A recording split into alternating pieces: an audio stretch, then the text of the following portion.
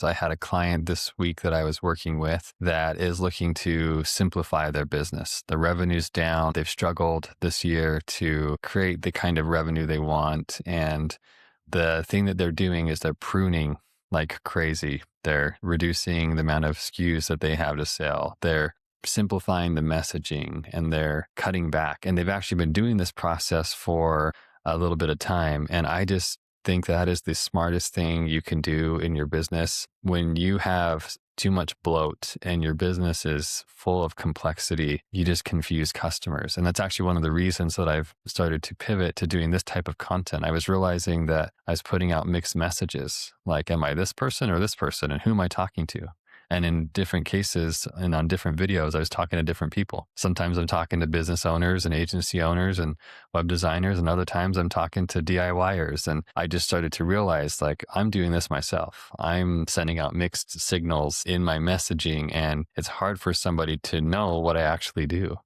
It's hard for somebody to know that I can build websites and understand tech stacks and help people elevate their marketing when I send all these mixed signals. And, there's so many tools that I'm proficient in besides Wix Studio that I don't ever talk about. And so how could somebody know? Right? Like, how could somebody know if I never talk about it? But there was a shift in my business that I made last year. And I can't remember exactly when I did this, but I was doing a lot of content-based stuff. I was doing the videos on YouTube. I had my online course. I was also creating templates to sell, Wix Studio templates, and I was running KDC marketing. And then I had a friend reach out to me, and we were starting a new marketing agency. So I was doing that business. And I just remember I was doing too much. Like, I was spread too thin, and I didn't know what to do. And so I actually worked with a coach, and they helped me realize like, hey, you got to simplify this stuff. You got to reduce these things. So what I did is I took a step back on the content side. I cut out the templates, stopped selling templates. I made sure my content was more focused. I didn't do as much variety of content. And I actually ended that second business that I had started. I went back to the other two co-founders and said, hey, like, I just don't have the time for this right now. And they both said the same thing. They were like, you know what? We don't have the time for this either. It was the most productive conversation we had because we were all being realistic about our ability to execute on that business, and it wasn't working. So we shut that business down. And within the next, I want to say month or two, like 2 or 3 months, I doubled my revenue and had a much better second year of business because of it, and almost doubled my overall annual revenue from the first year of doing business. So it's one of those things where you think, if I take away these products and these amazing things, then I'm going to alienate people. I'm going to kind of push a customer base that I've worked to gain away. And that can be really hard to give up. And it's this internal struggle.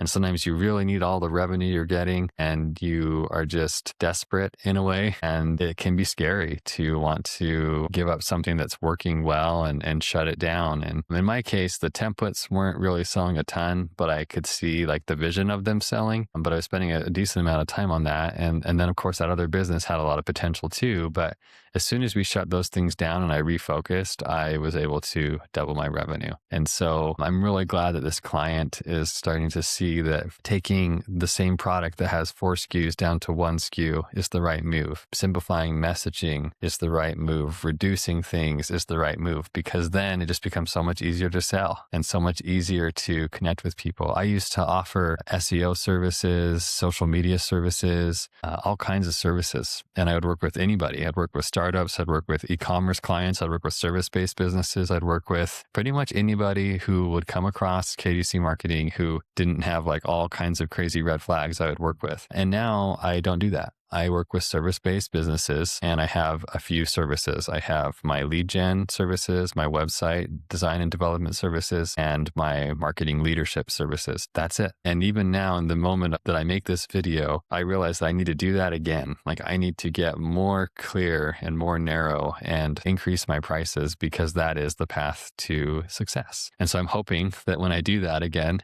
that I will double my revenue, hopefully triple my revenue. Now, I know that sometimes these things take time, but I think if I can get crystal clear on who I am and who I serve, then the rest of it becomes so much easier. And really, then you don't have to reinvent the wheel every time. Like, it's just exhausting to start every new project on square one and be like, well, I've never done this before. I'm just going to figure it out. It's like, no, let me do a set path that I know I'm good at, that I know I can deliver a good result for the client. And it just simplifies everything. It's still work in progress for me. I'm doing it too. But if you are feeling stuck in your business, then try that. Try to simplify some things, prune some things, take some things away. The businesses who seem to be really successful just simplify like crazy, because simplicity scales, complexity fails. And when you confuse your customers, you lose. So that's what I have for today's video, and I'll see you in the next video.